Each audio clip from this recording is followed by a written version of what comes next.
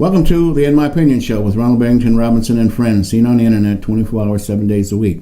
You can also view the In My Opinion Show every Saturday at 6 p.m. and every Wednesday at 8:30 on Flint Channel 17. Public access. You can also view us every Sunday at 9 o'clock on Detroit Channel 68. Detroit is not public access. Detroit has its own program. And also, you can view us downriver on Channel 20 every Tuesdays and Saturdays. I'd like to introduce my very talented co-host. We have attorney Glenn Cotton. Hello, Ron. How are you? Good. We have Mr. Henry Hatter. Good afternoon, Ron. It's good to be here. We're ready for a great show. All right. Let's get it on then. U.S. Attorney General Bob Barr, Trump's pick and lapdog, must release that report on the Mueller investigation he received and that of President Trump to the American public. We, the taxpayers, want to know what's in that report. Our tax dollars paid for it, and we should know what's in it. That's our money. All right? It doesn't belong to Barr or any of the rest of them people up there. That's the taxpayers' dollars. Let's see what's in that. And also with that, breaking news: the IRS must hand over Trump's tax returns immediately or go to prison for at least 5 years and pay thousands of dollars in fines. And any of his subordinates will face the same fate if they obstruct this law. And this is what they're trying to do. Okay, I was watching the TV early this morning, and they're heeing and hawing and everything, but it's the tax code.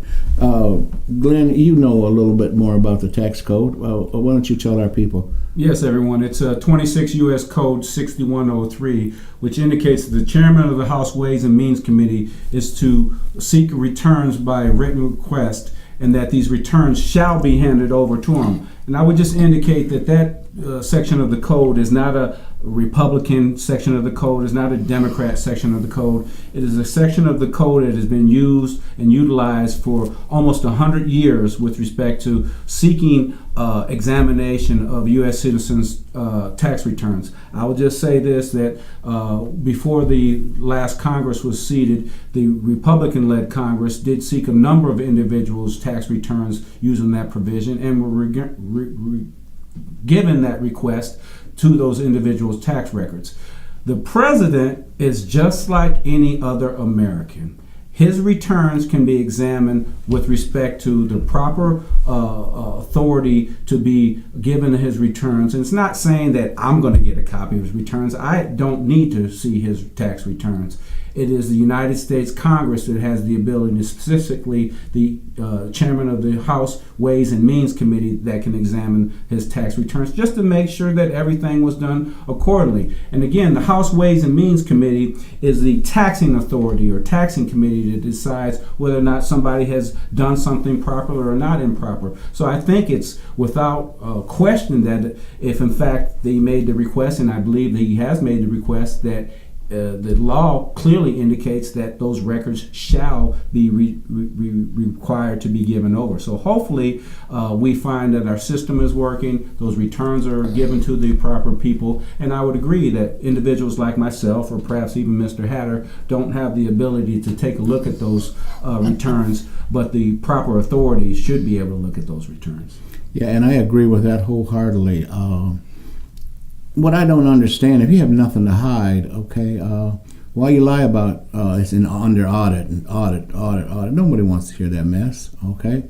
Trump, you're not above the law, like anybody else. We're not above the law, so neither are you, okay? In fact, you got 3 hots in the cot waiting on your ass, all right? Henry, what do you think? Well, I'm so glad that we have an attorney, somebody that's authorized, somebody that's familiarized, somebody who knows the law, who defines these codes for us, and then we can take off on that definition. And these codes are part of the law, and you can't get beyond that. And according to Attorney Cotton here, is that this is the United States Code, been used for 100 years. And the president, and the president, when requested by this tax committee, code committee, or you can fill in the words for me, is required to turn over his tax when they have given them an examination. But isn't there another provision in that, Glenn, that if the president chooses to? No, it's not about choice. That's the problem that people have, is that there's no exception to say that I'm under audit. For instance, President Obama was under audit and they requested a copy of his tax returns, and he gave a copy of his tax returns because he's never been the type of individual to seek to try to hide something. Transparency is the key to our form of democracy. If we don't have transparency, then people don't believe what people are being told. And I think if there were questions about your tax returns, Mr. Hatter, I don't think you would skip a heartbeat in publishing your tax returns, because you believe that you have nothing to hide. And again, when somebody has something to hide, then they try to reach out to folks to say, I'm not hiding anything, but I'm under audit. I've been advised to not be able to turn over my tax returns. I want to cooperate if I can, but I'm under the advice of counsel not to give those returns. Mr. Hatter, that is complete hogwash. The law is very clear with respect to the turning over returns. We have to be in a society that is transparent. Our elected leaders are expected to lead us in a manner which makes us better. We're not made better by hiding stuff. We're made better by seeing things. Being in the dark, we don't see what we need to see, but being in the light, just as we are in this studio, we're able to see everything clearly. We can see the mic, we can see the camera, we can see the walls. But if the lights weren't on, this show wouldn't have the same effect. Your listeners may be able to hear us, your viewers may be able to hear us, but they wouldn't be able to see us, and they'd be thinking to themselves, are they hiding something? Mm-hmm. Well, Attorney Cott, a great explanation, a good job. Most of us want to believe that. But here's the president says, well, I think my critics and my enemies and the press is out to embarrass me.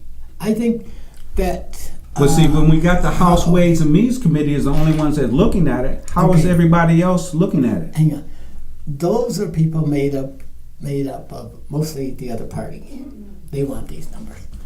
And they will do anything they can, and however they do it, and I am not trying to figure out, I know how they're going to do it, but they would do anything to embarrass the President of the United States. Well, he does that himself. Well, he don't need other people that's what to his embarrass critics, him. That's what his critics said. But the people sit along the sideline, and we have not been engaged in this business. We don't know the ins and outs of his platform, and we have to do some guessing, and we have to do some surreptitious things to force him to give up those tax returns so that we can embarrass him with them. But see, this is the interesting thing. It's not him that's being forced to turn over anything. The returns have already been filed and are property of the United States government. They're not his returns. They're not your returns. Well, why don't they just go and ask? But that's what they're doing. They're going to the Secretary of Treasury, Secretary Mnuchin. He is the one who's going to receive the subpoena. The Department of Treasury is going to receive the subpoena to turn over the returns. The president is not going to receive any subpoena saying, please give us your returns. Okay, then everything is as it should be. Correct. Okay, what are we talking about? We're talking about him not turning over the returns. Hang on. You accuse the president of not wanting to turn It's not him. Well, why are we talking about it? Well, everything is as it should be. No, it's not, because they haven't. The point is that his chosen person, the Secretary of Treasury, is not turned over the returns. That's the problem. Well, that's not the president's fault. That's his. He picked the guy. That secretary has a job to do it, and it's written in the law. It is. He has work plan description. It says that secretary, you must do this and this when requested by this guy and that guy, and this institution, the other. He's not doing his job. But blaming that on the president is wrong. But see, I don't blame the president. Again, I'm not blaming anybody. I believe that his returns will come to fruition. I believe in the rule of law. I do believe that the appropriate parties that made the request will get those requests. I don't think anybody should be embarrassed by your tax returns unless you've done something that's embarrassing in your tax returns. You shouldn't be embarrassed by what you've done. Mr. Hatter, if your returns were published and made public on this TV show today, you wouldn't be embarrassed about your returns. No, I wouldn't. Because I generally pay a little bit more than I ought to. But and more, for years, my wife and I have done that, just so that I don't get audited in the wrong light. I have the public trust. you have the public trust because you do and file things accordingly because you believe you are following the law and you want to make sure that you pay more than your fair share of what you pay in your taxes. And that's what I'm afraid of. That he's not paying his fair share? Critics can make claims and get away with it. They can encourage other people to join them in these claims. It's false claims. And this is what we have to protect our President of the United States from. If he's done something wrong, we need to go after him. But if he has not done anything and following the rule of law that you believe in and being as transparent as he can for the right reasons, he believes that the press is against him. He believes that a number of entities in this country is against him for what he stands for. Yeah, well, then he wants to blame everybody else except for himself. I mean, I kind of disagree with what Glenn was saying because I think Mnuchin is one of Trump's cronies. Okay, so I know Trump has put something in Mnuchin's ear, but maybe when all of this 60 what? It's 26 U.S. Code 6103. That says shall, all right? Shall means. And if Mnuchin doesn't hand that stuff over, he's facing 5 years in prison. And I don't think his loyalty extends that far to Trump to go to prison. Well, we're going to say this. Somebody's going to turn over them. But there should be no problem. Tax. Right. Exactly. So why is he putting up such a fuss with these other people? That's the law. Exactly. And we're bringing out. We're making the president look like a person that's really disrespectful to the American people, disrespectful to institutions, and we should not be doing that if he's not being respectful to the institution. And we know that the president has special protections against things that he do while in office that could become problematic when he gets out of office. Well, even when he's in office, he's protected by these laws. I'll think of them later, and I'll come back. But he's not protected with this 60-something. Yeah, but there's he's done no crime yet. Well, then if he's done no crime, then he should. Just because he hasn't turned his income tax. Because he's been lying for when he was running for president. I will turn over my taxes. I don't know how many times he said that. Okay. Okay, but he hasn't broken the law yet. But then after that, after he got elected, they're under audit. They're under audit. All that kind of stuff. You know what I mean? If he has nothing to hide, then he should have turned his tax returns over, just like all the other presidents have done. Now, Attorney Cotton is really the authority in this matter, not me. Neither am I. He deals with this stuff. But the law is the law. That you have to do something illegal and against the institution. Well, against the law. Let's get but see, that's what I think. Again, we're still early in the process as far as this. The request was just made, so I'm not going to say that they haven't honored the request. It hasn't been turned over yet. Thank you. But by the same token, the expectation is that they're going to be returned, and that the committee is going to be able to take a look at them. And unlike the Mueller report that may be redacted and all this other stuff, the tax returns are the tax returns. They were what was filed. There's no exception to say I'm under audit. There's no exception to say because I'm the president. There's no exception to say because I think I'm the best. the exception is no exception. See, everybody has to be treated, and that's one thing that's the beauty about our country, is that we are all treated the same under the law. Yes. And that we want to make sure that we don't pigeonhole any exceptions for other folks and not for everybody else. See, that's why people who are watching this show, Attorney Cobb, it will take a look at you and look at the man, and they look at other people and say, who would I like to have represent me by watching other people's temperament, what they believe about the person, what that person believes, and what his values are. I think that you would be favorable to some, if not all. Well, you know, the thing that we want to talk about, and we want to talk specifically about myself, is that being fair, and we've talked about this before, Mr. Hatter, you always want to treat people how you want to be treated. So I want to treat people with respect because I want people to treat me with respect. The same golden rule that you were raised upon. And that's one of our problems, and we've talked about this before, that we don't seem to be wanting to follow the so-called golden rules that we were raised upon. And that's one of the things, I don't know about you, Mr. Hatter, but I'm old enough that I always hear my grandmother's voice in my head saying, Glenn, do the right thing. Glenn, remember who raised you.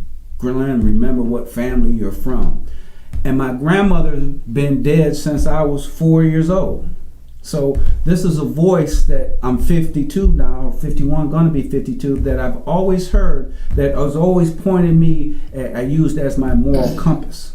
And my moral compass to me is something that my mother, my father, my aunts, my uncles, my neighbors, everybody helped instill in me that moral compass to make sure that I did the right thing. Did I always do the right thing? No. I threw rocks at cars. I threw snowballs at buses. I stole a candy bar, things of that nature. Only one? And when I stole it, and I'll tell you this story, Mr. Hatter, when I stole that candy bar and I'm chewing on the candy bar, and my mother said, where did you get this candy bar from? And I said, I got it from the store, and she knew I didn't have any money. She took me back to the store and she made me apologize to the store clerk for stealing the candy bar, which I had already eaten. And I never forget that. And she said, is there anything that my son can do to make up for what he did? And he said, yes, he could sweep the parking lot. So my mother watched me sweep the whole parking lot of this 7-Eleven store on this candy bar that I had stole, just to make the point that you are going to do what's right. Yeah. And there is a difference between what's right and what's wrong. Yeah. And I want you to understand that somebody is always going to be watching you to see if you've done the right thing. And that's been my belief as I've gone old and I've gotten to my years right now, and that is, I've always believed that whether it be the good Lord or it be my father or my grandfather, there's always somebody watching me. And Glenn, I always want to be right. Attorney Glenn, probably my last comment. It looks like we're going to shut off quickly. But you know, I'm impressed with your dissertation there, because you know that the president is really badly accused in this country, and we want to believe everything that's said about him. And what you said about you have not adjudicated him yet, and this is all the pursuit and discovery of whatever you do, and you're going to give him the same chance that you would give anybody other American. That's what we don't see today. You don't want to give the president of the United States, he's our president. You might not agree with him. You may not like his hair. You may not like his tweets and stuff like that. He may hit nerves from time to time. But you still believe in being just to the president of the United States. But see, I believe in being just to everybody. And see, that's the difference, I think, between me and the president, and that is the president will single himself out to say how just he deserves, he needs to be treated. And I'm going to say that his treatment needs to be no different than any other American's treatment. And that is, he puts on his pants the same way that you put on your pants, the same way I put on my pants, and the same way Ronald puts on his pants. and he may put the one right leg on before he puts the left leg on, but the whole thing is he still has to put on his pants. And my whole point is to treat everybody with the same. Treat everybody with respect. Treat everybody with dignity. There's a lot of people I don't necessarily get along with. There's a lot of people that I don't agree with, but I can respect their opinion. I can respect what they have to say and disagree with everything that they have said. Well, I'm glad that we don't have an issue with the tax return, so we can go on back to the Mueller report. Well, Let people know that you have not indicted the President of the United States for not turning over yet the taxes as he may be requested by the Department of Justice. Well, again, he's not going to be turning over anything. It's going to be the Department of Treasury, which controls his taxes, are going to be turning over his thing. But if we get to the Mueller report and we want to talk about that, I'm just going to indicate to you that that report is something that everybody in Congress should be having an opportunity to take a look at it, and in an unredacted form, because it's my understanding that members of Congress have always been having access to unredacted information, whether it be from the Watergate times, whether it be from the Whitewater times with Clinton. Every special prosecutor's report has been given to the members of Congress in an unredacted form, and likewise should be done this time. Well, there are some exceptions, though, Attorney Glenn. Not ever in a special prosecutor. If it has to do with other information not related to this case. Did you ever see when they delivered Clinton's report? They had 4 trucks of information, that including grand jury and testimony that they delivered, and you can't tell me that there wasn't information that was disparaging to some third party that was contained in that. But again, the members of Congress have sworn an oath to uphold their duties as Congress people. If they leak that information and they pass that information on, then guess what? They may have committed a crime, Mr. Hatter. But that happens all the time. And they get prosecuted also. Gosh, well, that's not justice. If you leak information, and you shouldn't get prosecuted. But you say everybody can look at your report, and you can't guarantee that that report remains protected and guarded. But again, let me ask you this, and you know this more than anything, because I was small in the Watergate times. Okay, that Watergate report that got released and this and that, and was released in its entirety. Did anything get leaked to the public that shouldn't have got leaked? No. I don't recall. Okay. I'm going to say this from all the reports. Again, I was small. The reports that I've seen has been not. When Bill Clinton's impeachment went on. But that's when Republicans were honest in those days. Oh, so they're not honest now? Well, probably, yes. We were an offshoot from that. And we did a good job in doing the investigations. But of course, I think that Nixon was... I hear your comment, and I think your comment probably goes to the heart of anything, and that is people will lie. Yeah. People will cheat, and people will do things to other people that they would not wish that people would do to themselves. And again, that goes back to what we were talking about as far as the golden rules. But more importantly, with the rule of law, the Mueller report, the taxes, all we have to do is make sure that we follow the law. Yeah. All right. If I drive down I-75 and I'm doing 110 miles an hour, there's a good chance, even with me being an attorney, that I'm going to get pulled over. Am I going to pull my bar card and say, "Excuse me, trooper, I'm Attorney Glenn Cotton, and I was doing 110 miles an hour, but I'm above the law, and you just had me wave me on to let me go back to my house"? See, that's not going to happen.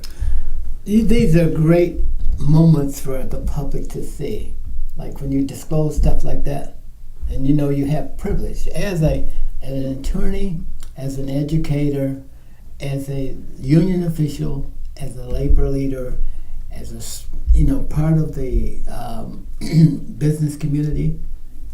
We have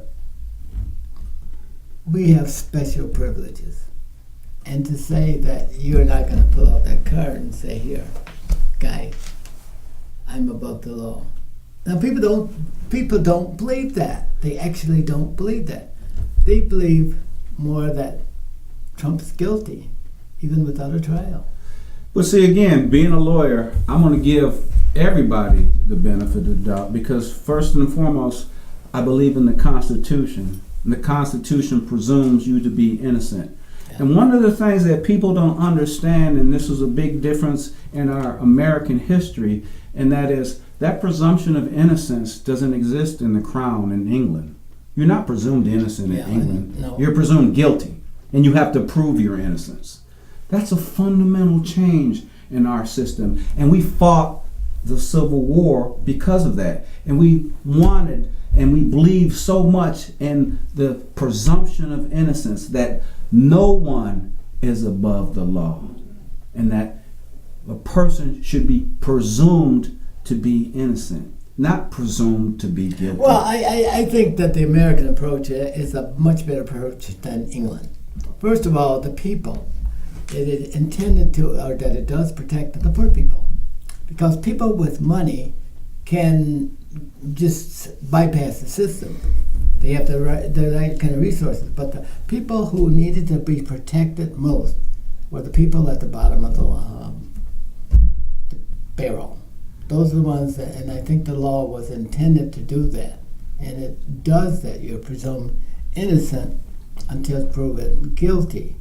But when put into practice, I'm not sure we always see it that way, but it's an aspiration. It was a good aspiration. It was for the right reason. Well, it's interesting, Henry, that you bring that up because being a history buff myself, and one of the things that people want to talk about in our American history is that we are a Christian form of government. And I would just tell people that we specifically left religion out of our government because there were some folks that didn't believe in Christianity. There were some folks that would call themselves agnostic. They would call themselves atheists.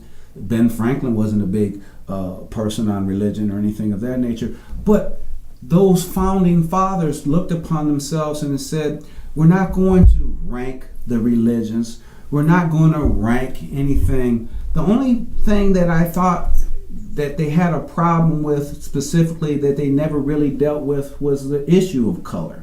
And the 3/5 of the human being being in the Constitution, that has always bothered me. But that isn't because of your abilities. That was because of for productive means. Well, it had to do with skin color. And they weren't going to count me as a one man, one vote, or one man, one person. Why should they? Why should they? Because we all are created equal. No, we were not all defined that way by Constitution, guys. But it says in the preamble, all men are created equal. They had to have a way of appropriating, and they had to be human beings. That's the one thing. This is hard to defend against your argument here in our times. But in those times, it was a matter of mathematics. And they did it for self-interest and for making a system work that was flawed to begin with. You know, one thing somebody spoke about is that you put your clothes on the same way, one leg at a time. Well, Trump, when you go to prison, you don't have to worry about putting your pants on. They'll be waiting for you. This is Ronald Barry Robinson and friends saying, until next time, stay focused.